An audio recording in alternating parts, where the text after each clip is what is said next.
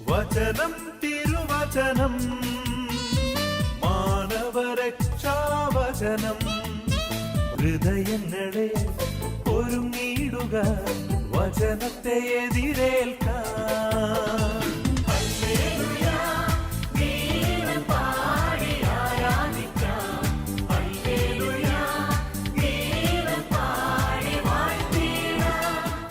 യേശുവിൽ സ്നേഹം നിറഞ്ഞ സഹോദരി സഹോദരന്മാരെ, യുവതിമക്കളെ, കുട്ടികൾ, ബെനഡിക്റ്റ് മാർപ്പാപ്പ തിരഞ്ഞെടുക്കപ്പെട്ട് കഴിഞ്ഞപ്പോൾ റാറ്റ്സിംഗറാണ്, നമുക്കറിയാവുന്നതാണ് മാർപ്പാപ്പയുടെ പേര്.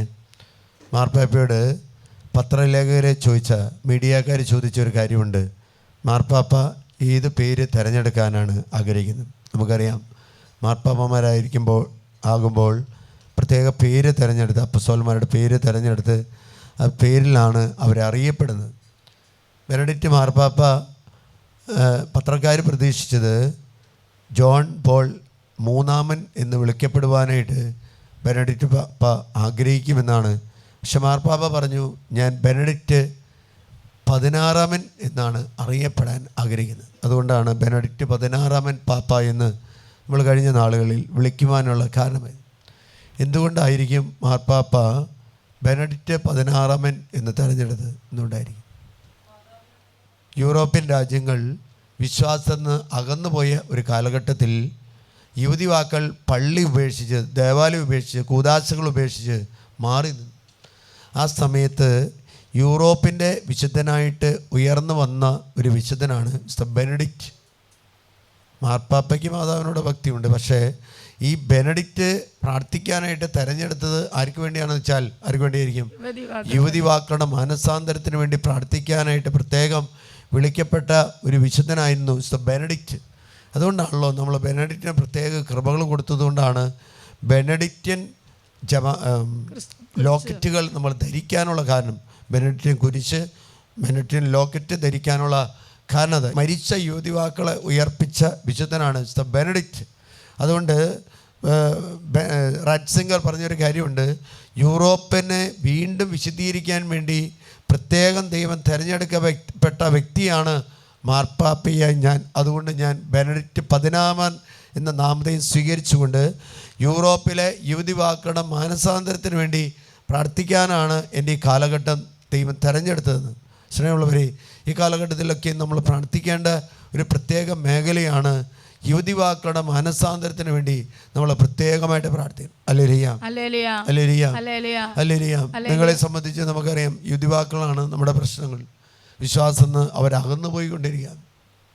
പ്രകാരം ഒരു വചനമുണ്ട്, ജെറമിയ പ്രവാചകൻ പുസ്തകത്തിൽ 15-ാം അധ്യായം 19ഉം 20ഉം വാക്യമാണ്. ഓരോ ദേശത്തും നമ്മളെ ദൈവം കൊണ്ടു ചെല്ലുന്നത് എന്തിനു വേണ്ടിയാണെന്ന് വെച്ചാൽ ആ ദേശത്ത് നമ്മളെ സ്തൂപങ്ങളായിട്ട് ഉയർത്തും. Hallelujah, hallelujah. ആ സ്തൂപങ്ങളായിട്ട് ഉയർത്തും. അത് നമുക്ക് വിശുദ്ധന്മാരെ കുറിച്ച് അറിയാം. വിശുദ്ധന്മാരെല്ലാം ഓരോ ദേശത്ത് വിശ്വാസത്തിന് വേണ്ടി പ്രവർത്തിച്ചവരാണ്. വിശ്വാസത്തിന് അപ്പോൾ നമ്മൾ വിശ്വാസത്തിന് വേണ്ടി നിലനിൽക്കാൻ, അനീതിക്കെതിരെ യുദ്ധം ചെയ്യാനായിട്ട് വിളിക്കപ്പെട്ടവരാണ് നമ്മൾ ഓരോരുത്തരും.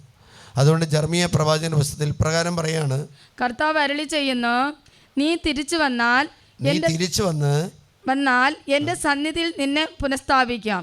വിലകെട്ടവ പറയാതെ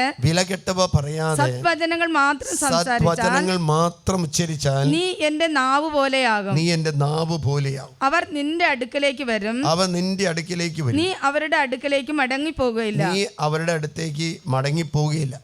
ഈ ജനത്തിന് മുൻപിൽ ഒരു പിത്തളക്കോട്ടയായി നിന്നെ ഞാൻ ഉയർത്തും. ഈ ജനത്തിന്റെ മുൻപിൽ ഞാൻ നിന്നെ ഒരു പിച്ചളക്കോട്ടയായിട്ട് ഉയർത്തും. അവർ നിന്നോട് യുദ്ധം ചെയ്യും, അവർ വിജയിക്കുകയില്ല. എന്തെന്നാൽ നിന്നെ രക്ഷിക്കാനും മോചിപ്പിക്കാനുമായി ഞാൻ നിന്നോട് കൂടെയുണ്ട്. കർത്താവ് അരുളി ചെയ്യുന്നു. ദൈവമായ കർത്താവ് പറയാണ്, പിച്ചളക്കോട്ടയായി നിന്നെ ഞാൻ ഉയർത്തും. എന്തിനു വേണ്ടിയാ? അവൻ നിന്നോട് യുദ്ധം ചെയ്യും. അന്ധകാര ശക്തികൾ നമ്മളോട് യുദ്ധം ചെയ്യും. Hallelujah, hallelujah. മനുഷ്യനല്ല, ഒരിക്കലും അനീതി പ്രവർത്തിക്കുന്ന ഒരു മനുഷ്യൻ നമ്മളോട് യുദ്ധം ചെയ്യുന്നുണ്ടെങ്കിൽ അവൻ മനുഷ്യനായിട്ടല്ല യുദ്ധം ചെയ്യുന്നത്, അവനൊരു തിന്മയുടെ ആത്മാവിനാൽ അടിമപ്പെട്ടാണ്. തെസ്സലോനിയക്കാർക്ക് എഴുതിയ 2:26 പ്രകാരം പറയുന്നുണ്ട്, പിശാച് തൻ്റെ ഇഷ്ട നിർവഹണത്തിന് വേണ്ടി അടിമകളാക്കിയിട്ടുണ്ടെങ്കിൽ സുബോധം വീണ്ടെടുത്ത് അവിടെ തിരിച്ചു വരാം. അല്ലെങ്കിൽ ഹല്ലേലൂയ. അതുകൊണ്ട് നമ്മൾ ഓരോ ദേശത്തേക്കും വേണ്ടി പോകുന്നത്, ദേശത്തേക്ക് അയക്കുന്നത്, ആ ദേശത്തെ നിവാസികളുമായി കൂട്ടിച്ചേർന്ന് അവിടെ ആചാരങ്ങളിൽ പങ്കെടുത്ത്, അവിടെ ആഘോഷങ്ങളിൽ പങ്കെടുത്ത്, അവരുടെ ബലിവസ്തുക്കൾ സ്വീകരിച്ച്, അവർ മദ്യം കഴിക്കുന്ന പോലെ നമ്മളും മദ്യം കഴിച്ച്, അവർ പുകവലിക്കുന്ന പോലെ നമ്മളും പുകവലിച്ച്, ചീട്ടുകളിയും എല്ലാ മേഖലയും ചെയ്ത് ജീവിക്കാൻ വേണ്ടിയല്ല എന്നെയോ നിങ്ങളെയോ ദൈവം ഒരു ദേശത്തേക്ക് അയക്കുന്നത്. മറിച്ച് അവിടെ ഒരു പിച്ചള കോട്ടയായിട്ട് ഉയർത്തുക എന്ന് പറഞ്ഞാൽ ദൈവത്തിന് വേണ്ടി സാക്ഷികളാകുക, ദൈവത്തിൻ്റെ അപ്പസ്വലന്മാരായിട്ട് അയക്കുക എന്നുള്ള. അല്ലേലിയ. കാരണം നമ്മൾ ഓരോരുത്തരെയും ദൈവം തൻ്റെ മാമോദീസയും സൈലലേപനവും നൽകി കൂദാശകൾ പരികർമ്മം ചെയ്യാനുള്ള യോഗ്യതയും നൽകി അയക്കുന്നത് ആ ദേശത്ത് ചെല്ലുന്ന ആചാരങ്ങളുമായിട്ട് ബന്ധപ്പെട്ട് ജീവിക്കാൻ വേണ്ടിയല്ല, ആ ദേശത്തെ ദുരാചാരങ്ങൾക്കെതിരെ പ്രാർത്ഥിക്കാനും യുദ്ധം ചെയ്യാനും വേണ്ടിയാണ് ദൈവം നമ്മളെ ഓരോരുത്തരും അയക്കുന്നത്. അതിനുവേണ്ടിയാണ് നമ്മളെ ദൈവം നിയമിക്കുന്നത്. കേരളത്തിൽ നമുക്കറിയാം, ഇന്ത്യയിൽ വിശ്വാസം നൽകാനായിട്ട് കടന്നു വന്നത് മാർത്തോമാ ശ്ലീഹയാണ്. അതിൻ്റെ പിൻഗാമിയായിട്ട് കടന്നു വന്നത് ആരാണെന്ന് വെച്ചാൽ ഫ്രാൻസിസ് സേവ്യറാണ്. പിന്നീട് ജോൺ ബിട്ടോയും അനേക വിശുദ്ധന്മാരും വിശുദ്ധകളും ഈ ദേശത്തേക്ക് കടന്നു വന്നത്. അവർ ഈ ദേശത്തെ ആചാരങ്ങൾ പങ്കെടുത്ത് ജീവിച്ചിട്ടുണ്ടോ? ഇല്ല, ഒരിക്കലും അവർ ജീവിച്ചില്ല. കാരണം എന്താ? അവരെ കർത്താവ് അയച്ചപ്പോൾ കർത്താവിന് അവരെക്കുറിച്ചൊരു വലിയ പദ്ധതി ഉണ്ടെന്ന് ഈ വിശുദ്ധന്മാർക്ക് തിരിച്ചറിയാൻ പറ്റുമായിരുന്നു. അല്ലേലിയ. ഒരിക്കലും അവർ ദേശത്തേക്ക് തിരിച്ചു പോയിട്ടില്ല. ഈ ദേശത്ത് വന്നത് ഈ ദേശത്തെ നിവാസികളുമായിട്ട് ബന്ധപ്പെട്ട്. എന്നാൽ നമുക്കറിയാം, വിശ്വാസമില്ലാത്തൊരു നാട്ടിലേക്ക് വരുന്നത്. വിശ്വാസമില്ലാത്തൊരു നാട്ടിലേക്ക് വരുമ്പോൾ വിശ്വാസമില്ലാത്തവരുടെ പ്രവൃത്തികൾ ചെയ്താൽ ദൈവത്തിൻ്റെ രാജ്യം ഇവിടെ പണിതുയർത്താൻ സാധിക്കയില്ല. അല്ലേ? അതുകൊണ്ടാണ് അവർ ചെയ്യാതിരുന്നത്. നമ്മുടെ ജീവിതത്തിലേക്ക് കടന്നു വന്നപ്പോൾ നമ്മൾ എന്ത് ചെയ്യുന്നത്?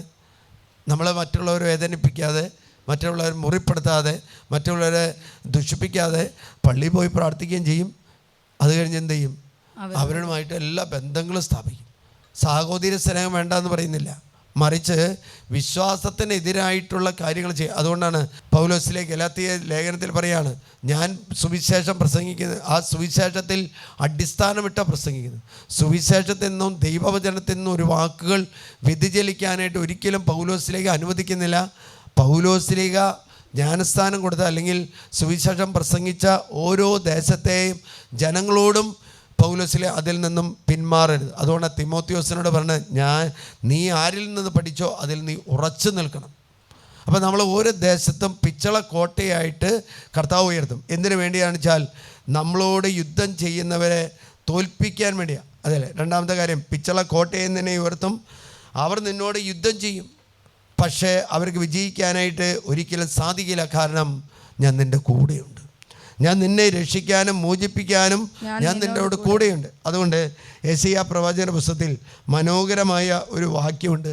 49-ാമത്തെ അധ്യായത്തിൽ 24-27 തിരുവചനത്തിലാണ് കിടക്കുന്നത്. അത് പ്രകാരം പറയാണ്, ശക്തനിൽ നിന്ന് ഇരയെയോ സ്വേച്ഛാധിപതിയിൽ നിന്ന് അടിമകളെയോ വിടുവിക്കാൻ കഴിയുമോ? കഴിയും. കർത്താവ് അരുളി ചെയ്യുന്നു. നമ്മുടെ മക്കളെ ഏതെങ്കിലും വിധത്തിലുള്ള തെറ്റായിട്ടുള്ള ബന്ധത്തിലേക്ക് പോകുമ്പോൾ നമ്മൾ പറയുന്ന കാര്യമാണ്, മക്കൾ അങ്ങനെ പോവാണ്, എന്ത് ചെയ്യാൻ പറ്റും? എനിക്ക് രക്ഷിക്കാൻ പറ്റില്ല. അല്ലെങ്കിൽ ചേട്ടൻ മദ്യപാനത്തിന് അടിമപ്പെട്ടു, അല്ലെങ്കിൽ ചേച്ചി ജീവിതത്തിൽ വിവാഹ ജീവിതത്തിൻ്റെ വിശുദ്ധിക്ക് എതിരായിട്ട് പ്രവർത്തിച്ചു, അല്ലെങ്കിൽ മക്കൾ മദ്യപാനത്തിന് മയക്കുമരുന്നിന് അടിമപ്പെട്ടു. അങ്ങനെയുള്ള ഒരു ചേച്ചി ഇവിടെ വന്ന് പ്രാർത്ഥിക്കാൻ വന്നു. ആ ചേച്ചിയോട് ചോദിക്കുമ്പോൾ ആ ചേച്ചി പറയാണ്, മൂത്ത മകൻ അവൻ മയക്കുമരുന്നിന് അടിമയാണ്, അവൻ നല്ല ജോലിയൊക്കെ ഉണ്ട്. അപ്പോൾ ഈ മയക്കുമരുന്നിന് അടിമയായ മകനെ മോചിപ്പിക്കാനായിട്ട് ചേച്ചി പറയും, എന്നെ കൊണ്ട് സാധിക്കുന്നില്ല അച്ഛാ, ദൈവം കൂടെ ഉണ്ടെങ്കിൽ സാധിക്കും, എല്ലാം സാധിക്കും. അപ്പോൾ ഈ ചേച്ചി ചെയ്തൊരു കാര്യം ഇപ്രകാരമാണ്. ഈ മകൻ ഒരു അഡ്വക്കേറ്റ് പെണ്ണിനെ സ്നേഹിക്കുന്നുണ്ട്. ആ പെണ്ണിനോട് ചെന്നിട്ട് പറഞ്ഞു, എൻ്റെ മകൻ മയക്കുമരുന്ന് കഴിക്കുന്ന പയ്യനാണ്, അതുകൊണ്ട് അവനെ നീ സ്നേഹിക്കണ്ട. എളുപ്പവഴിയാണ് നമ്മൾ നോക്കുന്നത്. അല്ലേ നമ്മൾ പറയും പുകഞ്ഞ പൊള്ളി പുറത്തെന്ന് പറയും, അല്ലേ? മദ്യപാനം നടത്തി അല്ലെങ്കിൽ ഇത് എന്ന് പറഞ്ഞു കഴിഞ്ഞാൽ നമുക്ക് മാറ്റാൻ കിട്ടില്ല എന്ന് കണ്ടാൽ നമ്മൾ പറയുന്നൊരു കാര്യമാണ്, ഇതിനൊക്കെ പുകഞ്ഞ പൊള്ളി പുറത്തെന്ന് പറഞ്ഞു കഴിഞ്ഞാൽ തെറ്റായിട്ട് ജീവിക്കുന്നവർ എൻ്റെ കുടുംബത്തിൽ നിന്ന് അകന്ന് ജീവിക്കും. അല്ല, അതിനെ മാറ്റാനും നീക്കാനും ദൈവത്തിന് പറ്റും. കാരണം എങ്ങനെയാണെന്ന് വെച്ചാൽ ദൈവത്തിൻ്റെ ആത്മാവ് നമ്മളിൽ വന്ന് നിറയുമ്പോൾ. അതുകൊണ്ടാണ് പറയണത്, പിച്ചള കോട്ടയിൽ വരുന്നത് നിന്നോട് യുദ്ധം ചെയ്യുന്നവൻ, നമ്മളോട് ഇന്ന് യുദ്ധം ചെയ്തുകൊണ്ടിരിക്കുന്ന തിന്മയുടെ ശക്തികളെ നിർവീര്യമാക്കാൻ വേണ്ടി ദൈവത്തിൻ്റെ ആത്മാവ് നമ്മുടെ കൂടെ ഇറങ്ങി വരും. അല്ലേലിയ. കാരണം എന്താ? ദൈവം പറയും നിന്നെ മോചിപ്പിക്കാനും നിന്നെ രക്ഷിക്കാനും വേണ്ടി ഞാൻ വന്നിരിക്കുന്നു. അല്ലേലിയ. പൗലോസ് പറയുന്നൊരു വാക്യമുണ്ട്, തിമോത്തിയസിന് എഴുതിയ ലേഖനത്തിൽ ഇപ്രകാരം പറയാം. തെസ്സലോനിക്കർക്ക് എഴുതിയ ലേഖനം 5:9 വാക്യത്തിൽ ഇപ്രകാരം പറയാണ്, കർത്താവായ യേശു ക്രിസ്തുവിലൂടെ രക്ഷ പ്രാപിക്കണം എന്നതാണ് ദൈവം നിശ്ചയിച്ചത്. എന്തെന്നാൽ നാം ക്രോധത്തിന് ഇരയാകണമെന്നല്ല നമ്മുടെ കർത്താവായ യേശു ക്രിസ്തുവിലൂടെ രക്ഷ പ്രാപിക്കണമെന്നാണ് ദൈവം നിശ്ചയിച്ചിട്ടുള്ളത്. അതുകൊണ്ട് നമ്മൾ ഒരു ദേശത്തേക്ക് അയക്കുമ്പോൾ നിങ്ങളുടെ ജീവിത പങ്കാളി ആരെങ്കിലും വിശ്വാസ കുറവുള്ളവനായാലോ, നിങ്ങൾക്ക് ജനിക്കുന്ന മക്കൾ വിശ്വാസ കുറവുള്ളവനായിട്ടോ പേടിക്കേണ്ട ആവശ്യമില്ല. കാരണം ദൈവത്തിൻ്റെ ആത്മാവ് നിങ്ങളുടെ ഹൃദയത്തിലുണ്ട്. ലോകത്തിലുള്ള വലിയ ശക്തികളെക്കാളും വലിയ ശക്തി ഇരിക്കുന്നത് നമ്മുടെ ഹൃദയത്തിലാണ്. അത് നമുക്ക് വിശ്വസിക്കാനായിട്ട് നമുക്ക് സാധിക്കുന്നത്. ഇവിടെ ഒരു ക്യാൻസർ ബാധിച്ച ഒരു സഹോദരൻ ഇവിടെ വന്നു, ഒരു ഉദ്യോഗസ്ഥനാണ്. ആ മനുഷ്യൻ ക്യാൻസർ ബാധിച്ചു, അവനെ റേഡിയേഷൻ ചെയ്യാനായിട്ട് പോവുകയാണ്. ഞാൻ ആ മനുഷ്യനോട് പ്രാർത്ഥിച്ചിട്ട് പറഞ്ഞു, ചേട്ടൻ്റെ രോഗം മാറും, ഈശോ ചേട്ടനെ സുഖപ്പെടുത്തുന്നു എന്ന് പറഞ്ഞു. രോഗം സുഖപ്പെട്ടിട്ടുണ്ടോ? ഇല്ലല്ലോ, പെട്ടിട്ടില്ലല്ലോ. ആ സഹോദരനെ പറഞ്ഞു, ചേട്ടൻ്റെ രോഗം കർത്താവ് സുഖപ്പെടുത്തുന്നു, ചേട്ടൻ വിശ്വസിച്ചാൽ മതി. ആ മനുഷ്യൻ്റെ ശരീരത്തിലെ രോഗം മാറി. ആ മനുഷ്യൻ രോഗം മാറിക്കഴിഞ്ഞപ്പോൾ എൻ്റെ അടുത്ത് വന്ന് പറഞ്ഞൊരു കാര്യപ്രകാരമാണ്, ഒരു 2-3 ആഴ്ച അച്ഛൻ എൻ്റെ രോഗം മാറുമെന്ന് പറഞ്ഞ സമയത്ത് എന്നിലേക്ക് ഒരു വിശ്വാസം കടന്നു. ഒരു പുരോഹിതൻ്റെ അടുത്ത് ഒരു ദൈവവിശ്വാസി പ്രാർത്ഥിക്കാൻ പോകുന്നത് എന്തുകൊണ്ടാണ്? വിശ്വാസം ഉള്ളതുകൊണ്ടാണ്, അല്ലേ? വിശ്വാസം ഇല്ലാത്ത ഒരാൾ ഒരു പുരോഹിതൻ്റെ അടുത്ത് പ്രാർത്ഥിക്കാൻ പോവില്ല. അപ്പോൾ ഞാൻ ആ സഹോദരൻ്റെ തലയിൽ കൈവച്ച് പ്രാർത്ഥിച്ചിട്ട് പറയാണ്, കർത്താവ് നൽകുന്ന സന്ദേശം ഇതാണ്, നിങ്ങൾക്ക് ക്യാൻസർ രോഗമാണ്, പക്ഷേ ഈ രോഗത്തിൽ നിന്നും കർത്താവ് നിങ്ങളെ സുഖപ്പെടുത്താൻ വേണ്ടി ആഗ്രഹിക്കുന്നു. അപ്പോൾ ആ സഹോദരൻ പറഞ്ഞു, റേഡിയേഷന് വേണ്ടി എഴുതപ്പെട്ടിരിക്കുക. ഞാൻ വീണ്ടും കൈവച്ചിട്ട് പ്രാർത്ഥിച്ചിട്ട് പറഞ്ഞു, ഈ രോഗത്തിൽ നിന്നും യേശുവിനെ മാത്രമേ സുഖപ്പെടുത്താൻ പറ്റൂ. അപ്പോൾ സഹോദരൻ മാറിക്കഴിഞ്ഞപ്പോൾ പറയാണ്, അച്ഛനിങ്ങനെ നിരന്തരമായിട്ട് എന്നെ കാണുമ്പോൾ പറയുന്നത് കൊണ്ട് എനിക്കൊരു വിശ്വാസം എൻ്റെ ഹൃദയത്തിൽ വർദ്ധിച്ചു. ഹൃദയത്തിൽ വിശ്വാസം വർദ്ധിച്ചാൽ ഹൃദയത്തിലുള്ള അല്ലെങ്കിൽ ശരീരത്തിലുള്ള രോഗത്തിന് ഒരിക്കലും ശരീരത്തിൽ നിലനിൽക്കാൻ പറ്റില്ല. അത് പുറത്തേക്ക് പോകും. അല്ലേ? അതാണ് ആ മനുഷ്യനെ യുദ്ധം ചെയ്തുകൊണ്ടിരുന്നത്. എന്താ? ആ മനുഷ്യനെ യുദ്ധം കൊണ്ട് ഒരു രോഗാണുവായിരുന്നു, ക്യാൻസറിൻ്റെ രോഗാണുവായിരുന്നു ആ മനുഷ്യനെ യുദ്ധം ചെയ്തുകൊണ്ടിരുന്നത്. അതുകൊണ്ട് ആ മനുഷ്യനോട് പറയുമ്പോൾ അവൻ്റെ വിശ്വാസം കടന്നു വന്നതുകൊണ്ട് അവൻ്റെ ശരീരത്തിലുള്ള രോഗാണു ആ വിശ്വാസം കടന്നു വന്നപ്പോൾ അവനിൽ നിന്ന് വിട്ടുപോയി. അപ്പം നമ്മുടെ കുടുംബത്തിൽ ആരെങ്കിലും ഏതെങ്കിലും മേഖലയിലേക്ക് പോയാൽ ദൈവം പറയുന്നുണ്ട്, മനുഷ്യർക്ക് അസാധ്യമായിട്ടുണ്ട്, പക്ഷെ ദൈവത്തോട് ചേർന്ന് നിൽക്കുന്ന മനുഷ്യന് എല്ലാം സാധ്യമാണ്. നമ്മളത് വിശ്വസിക്കണം. അതുകൊണ്ട് ഇപ്രകാരം പറയാം, ഉറക്കത്തിലും ഉണർവിലും അവനോട് ഒന്നിച്ച് ജീവിക്കേണ്ടത്. അപ്പോൾ ഉറങ്ങിക്കിടക്കുമ്പോഴും ഉണർന്നിരിക്കുമ്പോഴും നാം അവനോട് ഒന്നിച്ചാണ് ജീവിക്കുന്നത്. നമുക്ക് വേണ്ടി മരിച്ചത്. അതിനാൽ നിങ്ങൾ ഇപ്പോൾ ചെയ്യുന്നത് പോലെ തന്നെ തമ്മിൽ ആശ്വസിപ്പിക്കുകയും, ഇപ്പൊ ചെയ്യുന്ന പോലെ മദ്യം കഴിച്ച് ജീവിക്കുക, പുക വലിച്ച് ജീവിക്കുക, സോഷ്യൽ മീഡിയ കാണുന്നത്, അങ്ങനെയല്ല കർത്താവ് ആഗ്രഹിച്ചത്. കാരണം ഇത് പറയുന്നതിന് മുകളിൽ 5-ാമത്തെ വചനത്തിൽ പ്രകാരം പറയുന്നുണ്ട്, നിങ്ങളെല്ലാവരും പ്രകാശത്തിന്റെയും പകലിന്റെയും പുത്രന്മാരാണ്. അല്ലാതെ ചീട്ട് കളിക്കുന്നവർ പറയാ. വചനം വായിച്ചപ്പോൾ എങ്ങനെയാ പറഞ്ഞത്? നമുക്കൊന്നിച്ചിരുന്ന് ചീട്ട് കളിക്കാം. കാരണം 2-ാമത്തെ വചനപ്രകാരം പറഞ്ഞത്, കാരണം രാത്രിയിൽ കള്ളൻ വരുന്നത് പോലെ ക്രിസ്തുവിൻ്റെ ആഗമനം ഉണ്ടാകും. വീണ്ടും പറയാണ്, ഒരു സ്ത്രീ കുട്ടിയെ പ്രസവിക്കുന്നത് പോലെ, പ്രസവിക്കുന്ന എപ്പോഴാണെന്ന് ഒരു ചേച്ചിക്ക് അറിയാൻ പറ്റുമോ? ഡോക്ടർക്ക് പോലും പറയാമല്ല, ദൈവത്തിന് മാത്രമേ അറിയുള്ളൂ. അതേപോലെ ആയിരിക്കും പ്രതീക്ഷിക്കാത്ത സമയത്ത്, കരുതാത്ത സമയത്ത് ക്രിസ്തുവിൻ്റെ ആഗമനം ഉണ്ടാവും. ആ ആഗമനത്തിന് വേണ്ടി ത്വരിതപ്പെടുത്തുകയും അതിനുവേണ്ടി പ്രാർത്ഥിക്കുകയും. അതുകൊണ്ടാണ് പറയുന്നത്, തുടർന്ന് പറയാം, സമാധാനം ഭദ്രത എന്ന് അവൻ പറഞ്ഞു, പറഞ്ഞുകൊണ്ടിരിക്കുമ്പോൾ ഗർഭിണിക്ക് പ്രസവവേദന ഉണ്ടാകുന്നത് പോലെ പെട്ടെന്ന് നാശം അവരുടെ നിബന്ധിക്കും, അതിൽ നിന്ന് അവർ രക്ഷപ്പെടുകയില്ല. എന്നാൽ സഹോദരരെ, ആ ദിവസം കള്ളൻ എന്ന പോലെ നിങ്ങൾ അപ്രതീക്ഷിതമായി പിടികൂടാൻ ഇടയാകത്തക്ക വിധം നിങ്ങൾ അന്ധകാരത്തിലല്ല കഴിയുന്നത്. അപ്പൊ നമ്മൾ വരുന്ന ദേശത്തെ ജനങ്ങൾ മദ്യപാനം നടത്തുന്നവരാണെങ്കിൽ ആ അന്ധകാരത്തിലേക്ക് അല്ല നമ്മൾ കൊണ്ട് ആണോ? ആണോ? അല്ലല്ലോ.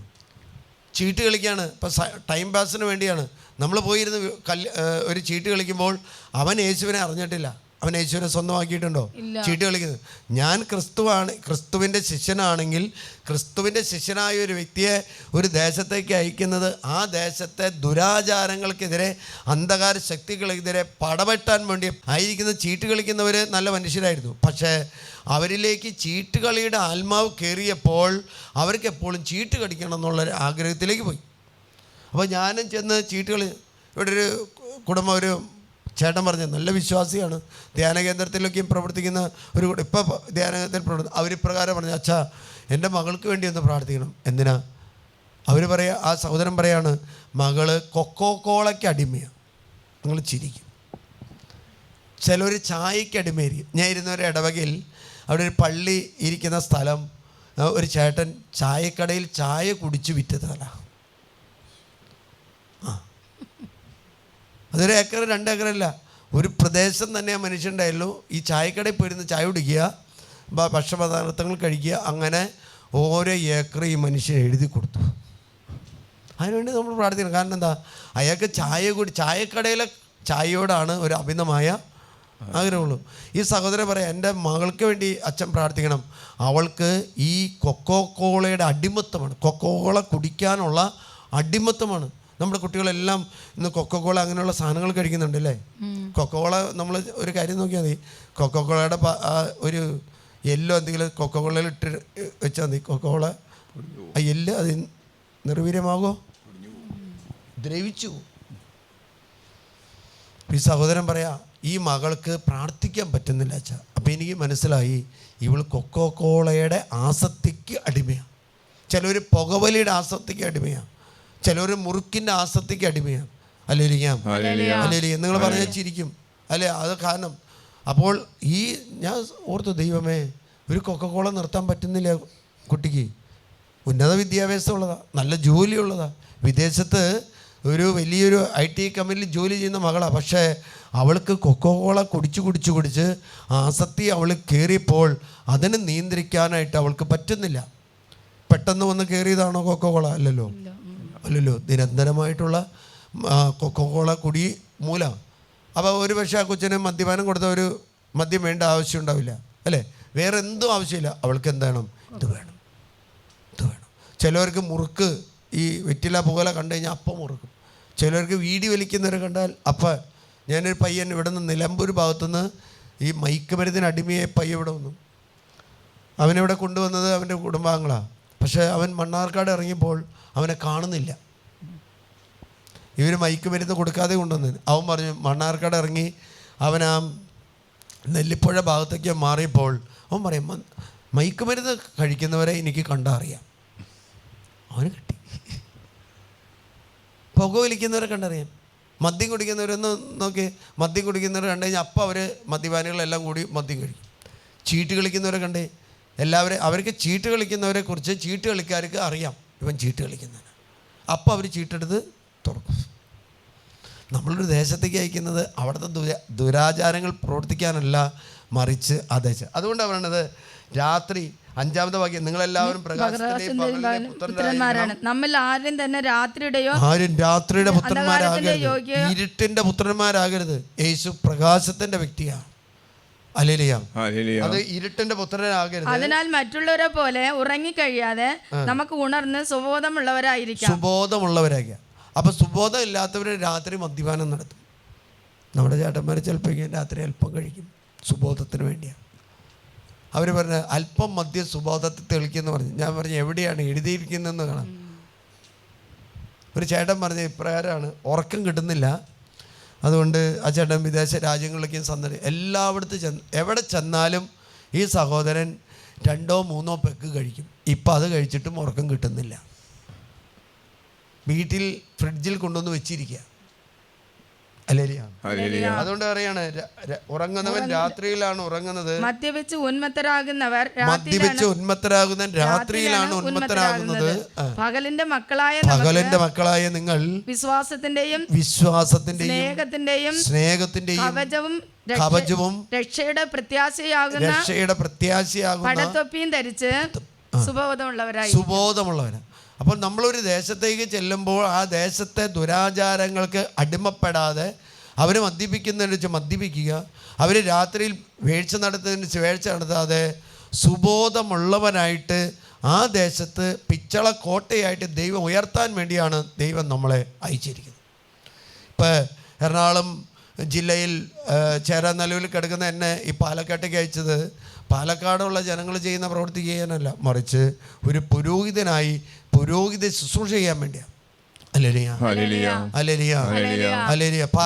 പാലയിലെ മരങ്കോളി ഭാഗത്ത് കിടക്കുന്ന ഒരു ബീബിയച്ചനെ പാലക്കാട്ടേക്ക് അയച്ചത് പാലക്കാട് രൂപതയിൽ വൈദികനായി പാലക്കാട് രൂപതയെ നയിക്കാൻ വേണ്ടിയാണ് പീറ്റർ പിതാവിനെ വർഷങ്ങൾക്ക് മുമ്പ് പാലക്കാട് രൂപതയ്ക്ക് അയച്ചത്. പിതാവിൻ്റെ പേര് ബേബി എന്നാണ്. മരങ്ങോളി ഇടവകയിൽ നിന്നാണ്, പാലയിൽ നിന്നാണ് പിതാവിനെ അയക്കുന്നത്.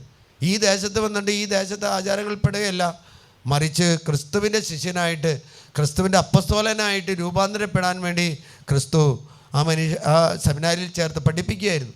ഒരു മെത്രാൻ എന്ന് പറഞ്ഞാൽ അപ്പസ്തോല ഗണത്തിലേക്ക് ചേർക്കപ്പെടുന്ന വ്യക്തിയാണ്. അപ്പം നിങ്ങൾ ഓരോരുത്തരെയും വിവാഹ ജീവിതത്തിലോ അല്ലാതെയോ ഒരു ദേശത്തേക്ക് അയക്കുന്നുണ്ടെങ്കിൽ ആ ദേശത്ത് നിങ്ങൾ പിച്ചള കോട്ടയായിട്ട് ഉയർത്തുന്നത് നിങ്ങളോട് യുദ്ധം ചെയ്യുന്ന പറഞ്ഞാൽ സഭയോട് യുദ്ധം ചെയ്യുന്നവരെ, ക്രിസ്തുവിനോട് യുദ്ധം ചെയ്യുന്ന ദുരാത്മാക്കളെ മോചിപ്പിക്കാൻ വേണ്ടി ദൈവത്തിൻ്റെ ആത്മാവ് നമ്മളെ പ്രവർത്തിക്കുന്നത് കൊണ്ട് യുദ്ധം ചെയ്യാൻ വേണ്ടിയാണ്. അതുകൊണ്ടാണ് രാത്രിയിൽ നിങ്ങൾ മദ്യപിച്ച് ഉന്മത്തരാകരുത്. രാത്രിയിൽ അന്ധകാരത്തിൻ്റെ പ്രവൃത്തികളും നിങ്ങൾ ചെയ്യരുത്. രാത്രി എന്ന് പറഞ്ഞാൽ പ്രകാശമില്ലാത്ത സമയമാണ്. രാത്രിയിലാണ് ക്രിസ്തു ജനിക്കുന്നതും രാത്രിയിലാണ് ക്രിസ്തു ഉദ്ധാനം ചെയ്യുന്നതും. രാത്രിയുടെ പ്രവർത്തനത്തിൻ്റെ ആത്മാവിനെ നിറയാനുള്ളവരല്ല, മറിച്ച് പ്രകാശത്തിൻ്റെ ആയുധങ്ങൾ ധരിക്കാനുള്ളവരാണ്.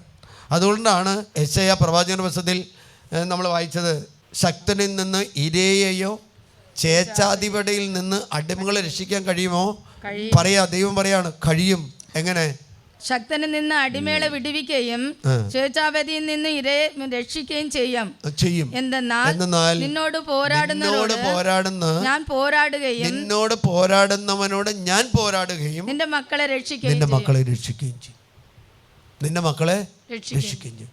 അതുകൊണ്ട് നമ്മൾ ഇന്ന് ഫൈറ്റ് ചെയ്തുകൊണ്ടിരിക്കുന്ന, യുദ്ധം ചെയ്തുകൊണ്ടിരിക്കുന്ന ആ ദുരാത്മാക്കളെ കീഴ്പ്പെടുത്താൻ വേണ്ടി ദൈവത്തിൻ്റെ ആത്മാവ് കടന്നു വരും. ദൈവത്തിൻ്റെ ആത്മാവ് നമ്മുടെ കൂടെ ഉണ്ടാവും. അതുകൊണ്ട് മലാക്കി പ്രവാചകന്റെ പുസ്തകത്തിൽ 4-ാം അധ്യായം 3-ാമത്തെ തിരുവചനത്തിൽ പ്രകാരം, ഞാൻ പ്രവർത്തിക്കുന്ന ദിവസം ദുഷ്ടനെ നിങ്ങൾ ചവിട്ടി താഴ്ത്തും. ദുഷ്ടന്മാരെ നിങ്ങൾ ഞാൻ പ്രവർത്തിക്കുന്ന ദിവസം എന്ന് പറഞ്ഞാൽ, ഞാൻ ഇന്ന് കഷ്ടപ്പാടിലാണെങ്കിൽ, ഞാനിന്ന് ദുരിതത്തിലാണെങ്കിൽ, ഞാൻ അപകടത്തിലും കടബാധ്യതയിലാണെങ്കിൽ ഞാൻ എന്ത് ചെയ്യണം? എൻ്റെ കരം സ്വർഗത്തിലേക്ക് ഉയരണം. ദൈവം വിട്ടത് നല്ല കാര്യത്തിന് വേണ്ടിയാണ്.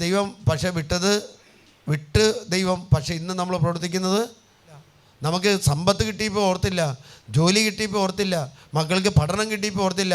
അപ്പോൾ ഒരു സഹനം കടന്നു വന്നു. ഞാൻ തിരഞ്ഞെടുത്ത വഴിയിലൂടെ ഞാൻ പോയപ്പോൾ ദുഷ്ടൻ എന്നെ കീഴ്പ്പെടുത്തി, ദുഷ്ടൻ്റെ ആത്മാവ് എന്നെ കീഴ്പ്പെടുത്തി. അതുകൊണ്ട് ആ സമയത്ത് ഉണർന്ന് പ്രാർത്ഥിക്കുമ്പോൾ ദൈവം പറയാണ്, ഞാൻ പ്രവർത്തിക്കുന്ന ദിവസം എന്ന് പറഞ്ഞാൽ നിങ്ങൾ എന്നെ വിളിച്ചപേക്ഷിക്കുമ്പോൾ ഞാൻ നിങ്ങളുടെ നിലവിളി കേൾക്കുകയും അതിനുത്തരം നൽകുകയും ചെയ്യും. ദൈവത്തിൻ്റെ ആത്മാവ് ഇറങ്ങി വരും. അതുകൊണ്ട് പറയാണ്, അത് താഴ്ത്തുകയും അവൻ കാൽ കീഴിൽ ചാരം പോലെ ആയിരിക്കും.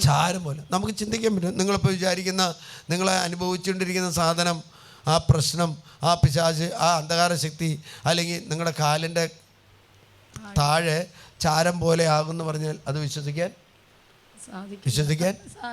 സാധിക്കില്ല. ഞാൻ ചേട്ടനോട് പറഞ്ഞു ക്യാൻസർ മാറുമെന്ന് പറഞ്ഞു. ഞാൻ വിശ്വാസത്തിൻ്റെ അടുത്തേ പറഞ്ഞു. ആ ചേട്ടൻ വിശ്വാസത്തോടെ സ്വീകരിച്ചു. എന്തുണ്ടായി? മാറി.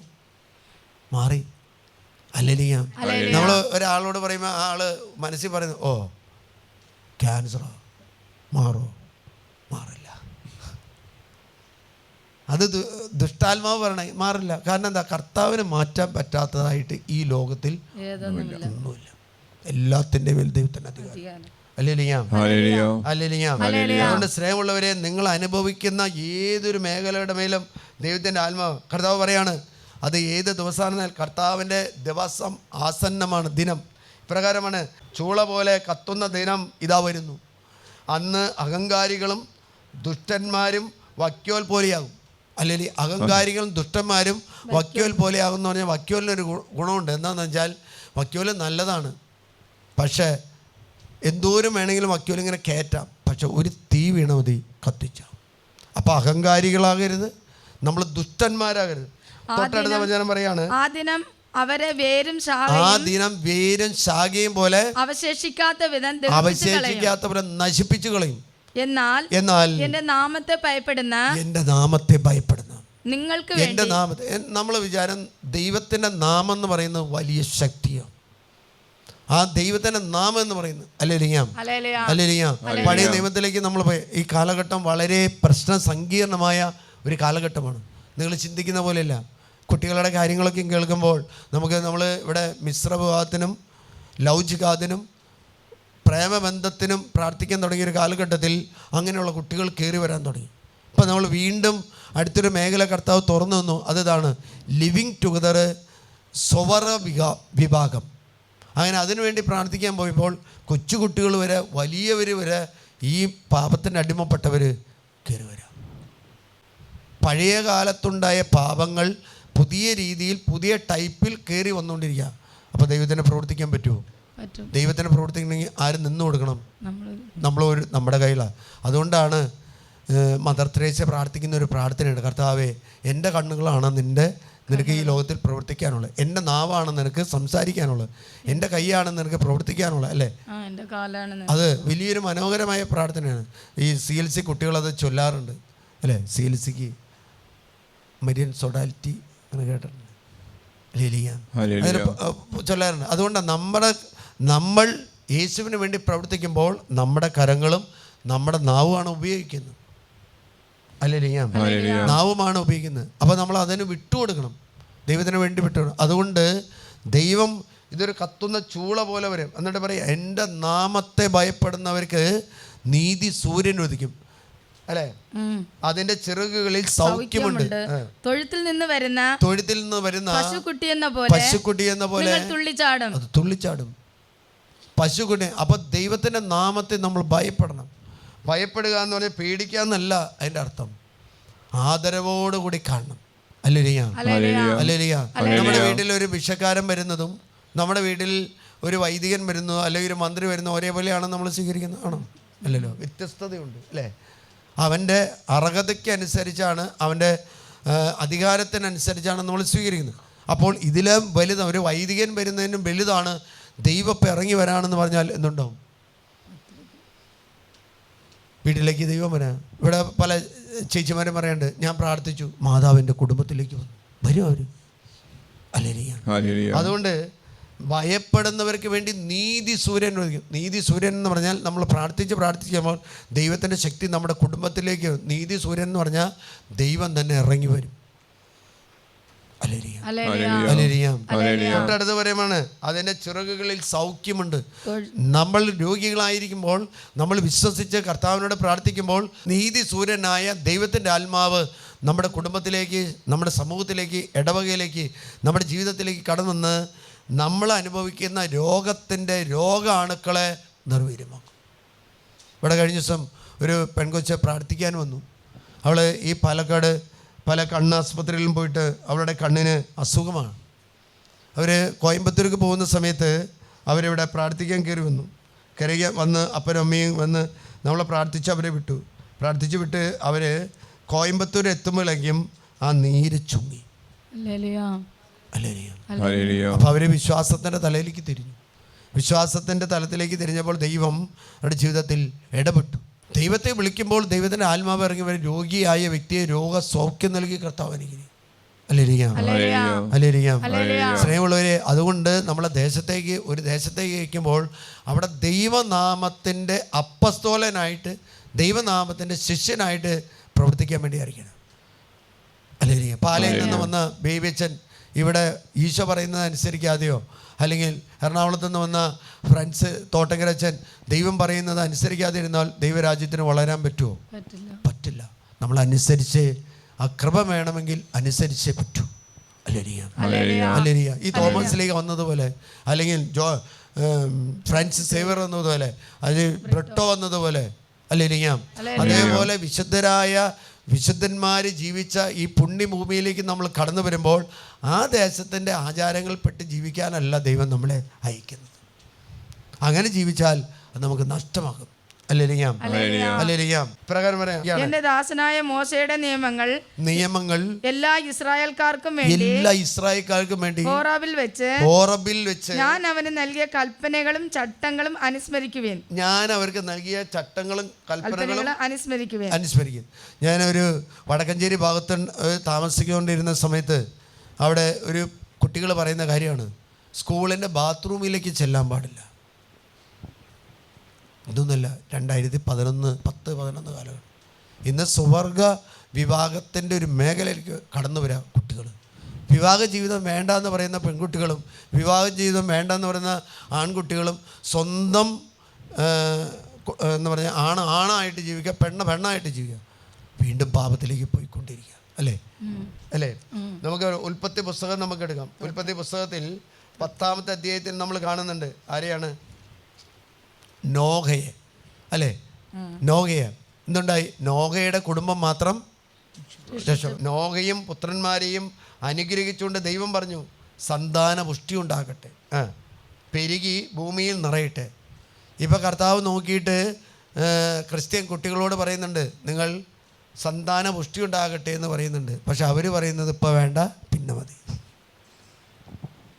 മക്കൾ പിന്നെ ഉണ്ടാവോ? ഉണ്ടാവോ? ദൈവ സന്താന പുഷ്ടി ഉണ്ടാകട്ടെ, പെരുകി ഭൂമിയിൽ നിറയട്ടെ, സകല ജീവികളും, ഭൂമിയിലെ മൃഗങ്ങൾക്ക്, ആകാശത്തിലെ പക്ഷികൾക്കും, മണ്ണിലെ ഇഴഞ്ചിന്തകൾക്കും, വെള്ളത്തിലെ മത്സ്യങ്ങൾക്കും നിങ്ങളെ ഭയമായിരിക്കും. ഇപ്പം നമുക്ക് എല്ലാവരെയും ഭയമാണ്. തുടർന്ന് വരുന്ന ഇതിൽ പറയാണ് 11 പറയാം, നിങ്ങളുമായിട്ടുള്ള ഉടമ്പടി ഞാൻ ഉറപ്പിച്ചു, ഇനി ഒരിക്കലും വെള്ളപ്പൊക്കം കൊണ്ട് ജീവജലങ്ങളെല്ലാം നശിക്കാൻ ഇടവരികയില്ല. തുടർന്ന് 18-ാമത്തെ വാക്യം പറയുമ്പോൾ നമ്മൾ കാണാണ്, ഷേം, ഹാം, യാഫത്ത് ഇവരിലൂടെ 70 തലമുറ കടന്നു വന്നു. ആ തലമുറയാണ് ആ കാലഘട്ടത്തിൽ ജീവിച്ചത്. ബാക്കി എല്ലാത്തിനെയും വെള്ളപ്പൊക്കത്തിലൂടെ ദൈവം ഇല്ലാതാക്കി. അപ്പോൾ നമ്മൾ ഒരു ദേശത്ത് ചെല്ലുമ്പോൾ ആ ദേശത്തെ ദുരാചാരങ്ങൾ ചെയ്തു കഴിഞ്ഞാൽ ആ ദേശം കർത്താവ് അഗ്നിക്ക് ഇരയാക്കും. ചേട്ടന്മാർ പോയിട്ട് ചീട്ടുകളി തുടങ്ങുക. ചേട്ടാ, ഈ വനത്തിലേക്കും പോയാൽ മല ഏരിയയിലിരിക്കുന്ന അച്ഛന്മാർക്ക് അറിയാം, അവിടുത്തെ ഉള്ള ആൾക്കാർ മദ്യം മേടിക്കാൻ പോവുകയല്ല, മദ്യം ഉണ്ടാക്കുകയാണ്.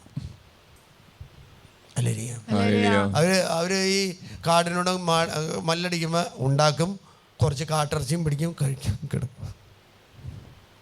അതിനെ ജീവിക്കാൻ വേണ്ടിയാണ് കാട്ടിലേക്ക് വിട്ടത്. നമ്മുടെ പൂർവ്വ പിതാക്കന്മാർ കാട്ടുമൃഗങ്ങളെയും കാടിനെയും വെല്ലുവിളിച്ചത് എങ്ങനെയാണെന്ന് വെച്ചാൽ ഒരു കുരിശുരൂപം ഉണ്ടാകുമ്പോൾ, ഒരു കുരിശുരൂപം ഉണ്ടാകും. ഇത് കഴിച്ചിട്ട് കുരിശുരൂപം പിടിച്ച കാര്യമുണ്ടോ? വലിയ കുരിശ് കഴുത്തിലിട്ടിട്ട് ഇതൊക്കെ കഴിച്ചിട്ട് യുദ്ധം ചെയ്യാൻ പോയി യുദ്ധം ജയിക്കില്ല. രണ്ടാമത് നമ്മൾ കാണുന്നതിനാ, രണ്ടാമത് ഉൽപ്പത്തി പുസ്തകത്തിൽ 18 ദൈവം അബ്രാഹത്തെ സന്ദർശിക്കുകയാണ്, സന്ദർശിക്കുന്നു. എന്നിട്ട് എന്താണ്ടാവുന്നത്? 19 നോക്ക്. അതിനു മുമ്പ് ലോത്തിനെ ദൈവം 14 എടുക്ക്. 14 നമ്മൾ കാണുന്നൊരു കാര്യമാണ്, സോദോം ഗൊമോറ ദേശം നശിപ്പിക്കുകയാണ്. 13 ഉടനെ ഞങ്ങൾ നശിപ്പിക്കാൻ പോവുകയാണ്, ഈ ദേശം നശിപ്പിക്കാൻ പോവുകയാണ്. ഇവിടത്തെ ജനങ്ങൾക്കെതിരെ രൂക്ഷമായ നിലവിളി കർത്താവിന്റെ സന്നദ്ധിയിൽ എത്തിയിരിക്കുന്നു. ആർക്കെതിരെയാ? സോദോം ഗൊമോറ ദേശത്തിനെതിരെ ദൈവത്തിന്റെ സന്നദ്ധിയിൽ രൂക്ഷമായ നിലവിളി എത്തിയിരിക്കുകയാണ്. നിലവിളി എത്തിയിരിക്കുന്നത് എന്താണെന്ന് വെച്ചാൽ ആ നിലവിളി ഇതാണ്. 13 വായിച്ചു വയ്ക്കും. അബ്രഹാം കാനാൻ ദേശത്ത് താമസമാക്കി, ലോത്ത് സമതലത്തിലുള്ള നഗരങ്ങളിലും വസിച്ചു. അവൻ സോദോമിനടുത്ത് കൂടാരമടിച്ചു.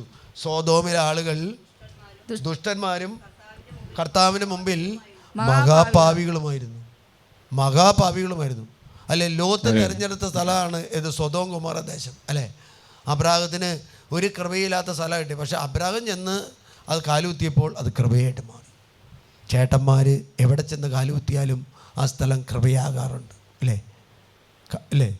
രക്ഷപ്പെട്ടിട്ടുണ്ട്. ഇന്ന് കാലുകുത്തിയാൽ ഒരു സെൻറ്റ് പോലും കിട്ടാത്തതിൻ്റെ കാരണം കൃപ നഷ്ടപ്പെട്ടു.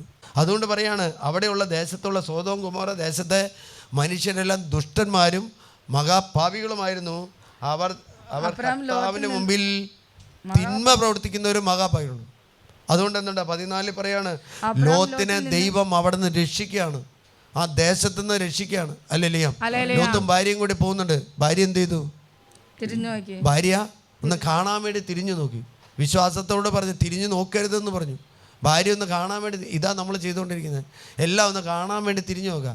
സോഷ്യൽ മീഡിയ വന്നു, ഒന്ന് തട്ടി നോക്കുക. നെറ്റ് വന്നു, ഒന്ന് തട്ടി നോക്കുക. അല്ലേലിയാ. ഷവർമ ഒന്നൊന്ന് കഴിച്ചു നോക്കുക, അല്പം ഒന്നൊന്ന് കഴിച്ചു നോക്കുക. എല്ലാം കഴിച്ചു നോക്കണ്ടേ? എന്നാലല്ലേ സ്വർഗത്തിൽ ചെല്ലുമ്പോൾ പത്രോസ് പറയാണ്, എല്ലാം കഴിച്ചു നോക്കിയ ആൾ പൊക്കോളാൻ പറഞ്ഞല്ലോ. പൊക്കോളാൻ പറയുന്ന സ്ഥലം വേറെ, പാതാളാണ്. 19 വരുമ്പോൾ വീണ്ടും മറ്റൊരു പാപം അവിടെ വരാണ്. എന്താ? സ്വർഗ വിഭാഗം കടന്നു വരാം. ഈ മേഖലയാണ് ഈ കാലഘട്ടത്തിലേക്ക് തിരിച്ചു വരുന്നത്, അല്ലേ? ആണോ? അല്ലേ? ഇതിന് യുദ്ധം ചെയ്യണ്ടേ? യുദ്ധം ചെയ്തില്ല എന്തുണ്ടാവും? സൊദോം ഗൊമോറ ദേശം പോലെ ആകുമോ? ഓരോ നിങ്ങൾ ഓർത്തു നോക്ക്. ഒരു ടി വി അല്ല, ഒരു പെട്ടി എടുത്ത് വെച്ച് പ്രാർത്ഥിച്ച മനുഷ്യൻ ഇന്ന് ലോകത്തിൽ ഒരു ചാനലിൻ്റെ ഉടമസ്ഥൻ ആരാ? ബെന്നി പുന്നത്തറ. പെട്ടി എടുത്തു വെച്ചപ്പോൾ പെട്ടിയുടെ കൂടെ ഒരാളിരുന്നും പ്രാർത്ഥിച്ചു. സ്റ്റെല്ല. വിശ്വാസം ഉണ്ടായിരുന്നു. പ്രാർത്ഥിച്ചപ്പോൾ എന്താ കർത്താവേ, ഒരു ലോകം മുഴുവനുള്ള ചാനൽ കൊടുത്തു. ഒരു സിസ്റ്റർ മേരി അഞ്ജലിക്ക എന്ന് പറയുന്ന സിസ്റ്റർ സഭയ്ക്കെതിരെ താനിരുന്ന് പ്രസംഗിക്കുന്ന സ്ഥലത്ത് സഭയ്ക്കെതിരെ പ്രസംഗിച്ചു. പിറ്റേ ദിവസം അതിൽ കയറി പ്രസംഗിക്കാതെ ഒരു ചാനലിന് വേണ്ടി പ്രാർത്ഥിച്ചു. ആ ചാനലാണ് ലോകം മുഴുവനും പ്രക്ഷേപണം ചെയ്യുന്ന, ഈ ശാലവും വരെ പ്രക്ഷേപണം ചെയ്യുന്ന ഒരു EWTN എന്ന് പറയുന്ന ചാനൽ. ക്രിസ്തുവിനെ എതിരെ പറയുന്ന സ്ഥലത്തിരിക്കാൻ പിന്നെ ആ സിസ്റ്റർ ഇരുന്നില്ല. കൃപയായി മാറി. കൃപയെ നമ്മൾ സഭയ്ക്കെതിരെ കൂട്ടുകൂടുമ്പോൾ ഇടവകയില ഐതിഹ്യം അല്പം വിരോധം ഉണ്ടെങ്കിൽ രണ്ടു കൂടി നമ്മളും പറയും.